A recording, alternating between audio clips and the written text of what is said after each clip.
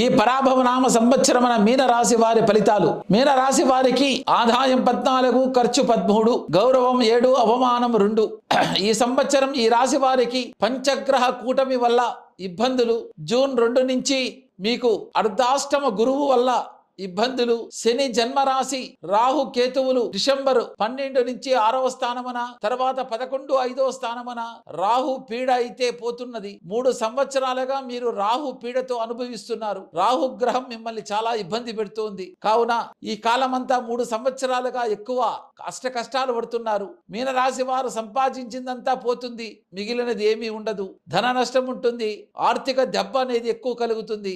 ఏళ్ళనాటి శని ప్రభావం ఎక్కువ ఉంది, గురుబలం కూడా లేదు. ఈ సంవత్సరం అయితే గురుబలం వస్తోంది. జూన్ 2 నుంచి 5వ స్థానములో గురువు ఉన్నందువల్ల అతి లాభం మహామోదం, ఉద్యోగం సర్వసిద్ధిదం, వివాహం విజయం మంత్రం, పంచమస్తే బృహస్పతి. ఈ శ్లోకముతో వ్యాపారములోను గురు సంచారం వల్ల వాహనాలు, ఇల్లు పొందుతారు. మనస్సంకల్పం ఉంటుంది. లక్ష్మీ స్థానంచ త్రికోణంచ విష్ణు స్థానంచ కేంద్రకం.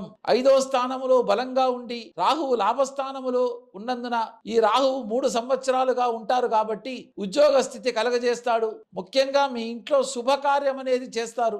శుభకార్యం జరిగేలా భగవంతుడు మీకు అనుగ్రహిస్తాడు, మీరు ముందుకెళ్తారు.